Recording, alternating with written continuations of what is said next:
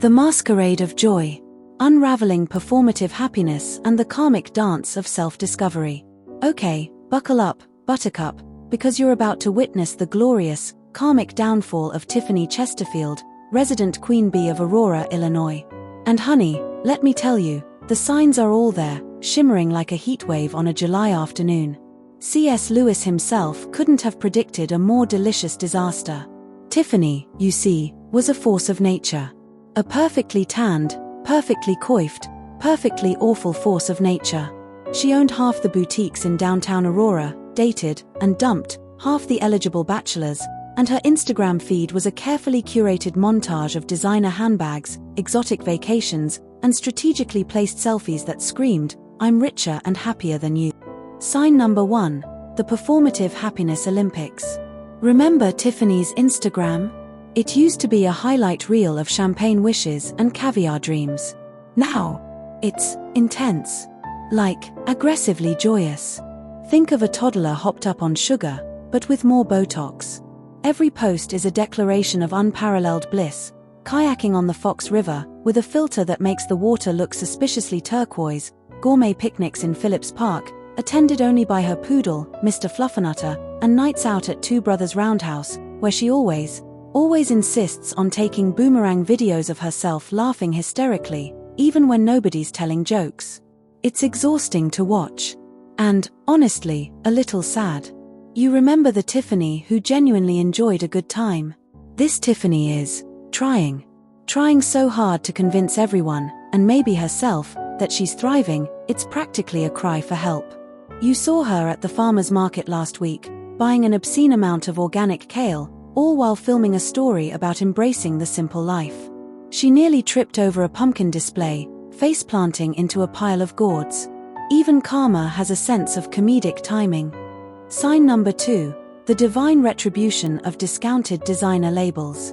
Okay, maybe divine retribution is a bit much. But you've noticed a distinct shift in Tiffany's usual luck. Remember when she used to find designer shoes at the Goodwill, in her size? Those days are gone, baby. Now, she's constantly complaining about online shopping mishaps. Like, she ordered a Balenciaga handbag and received a purse shaped like a rubber chicken. Or she found a pair of Louboutins on sale, only to discover they were both for the left foot. It's the little things, you know? The parking tickets that materialize out of thin air. The constant out-of-stock notifications on her favorite websites. The fact that every latte she orders ends up being lukewarm. It's like the universe is subtly, hilariously, inconveniencing her. It's not public humiliation, but it's a slow, insidious erosion of her previously charmed existence. Her aura of privilege, it's fading, like a bad spray tan. You almost feel bad for her. Almost. Sign number 3, the circular conversation carousel of regret. This is where things get truly interesting. You bumped into Tiffany at the Mariano's last week. You were grabbing some avocados for tacos, much more authentic than Tiffany's kale smoothies, thank you very much, and she cornered you in the organic produce aisle. "Oh my God, you will not believe what happened at the country club last night," she started, flashing a manicured smile.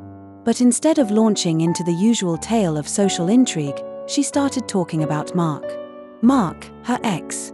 The nice, genuinely kind Mark who always brought her flowers and actually listened when she talked. The Mark she dumped for some investment banker with a yacht. He was just so genuine, she sighed, picking at a bruised peach. I don't know.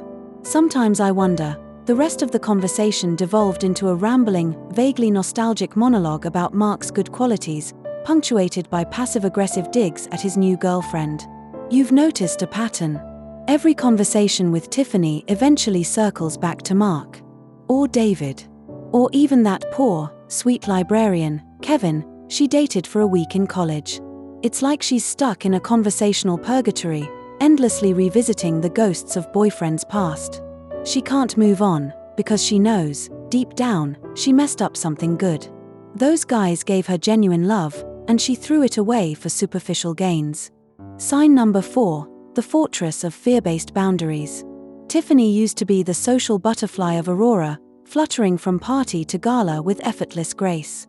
Now, she's practically a recluse. She still throws events, but they're strangely guarded. Like, there are bouncers at her casual summer pool party. She claims she's setting boundaries and prioritizing her well-being. But you suspect it's more about fear. Fear of being judged, fear of being exposed, fear of letting anyone get close enough to see the cracks in her perfect facade. She's burned so many bridges, she's afraid of the people who remain, and she knows she can't trust them. You heard her bragging about this massive security system she installed in her house, complete with motion sensors and facial recognition. It reminded you of a real-life Disney villain who surrounds herself with walls.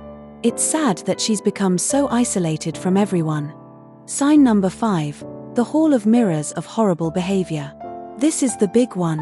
The karmic pièce de résistance. Tiffany is dating Tiffany.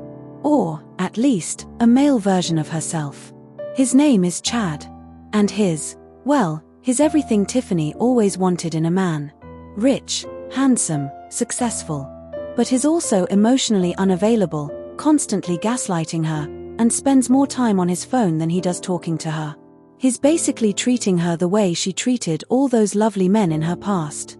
You saw them at the Taste of Chicago the other day. Chad was openly flirting with the waitress while Tiffany looked on, her perfectly sculpted face a mask of barely concealed fury. The irony was so thick, you could spread it on a bagel. It was like watching a cosmic mirror reflect Tiffany's own behavior back at her. And you could see, in that moment, the dawning realization in her eyes. The understanding that maybe, just maybe, she wasn't as clever or as untouchable as she thought she was. You don't know what happens next. Maybe Tiffany will finally have a reckoning. Maybe she'll realize the error of her ways and embark on a journey of self-discovery and redemption. Or maybe she'll just double down on the Botox and find a new victim to manipulate. But one thing is for sure, the universe has a funny way of balancing the scales. And in Aurora, Illinois, the Karma bus is running right on schedule. Choo-choo, Tiffany Chesterfield. Your stop is coming right up. And you, my friend, have a front row seat to the show. Grab some popcorn. It's going to be a bumpy ride.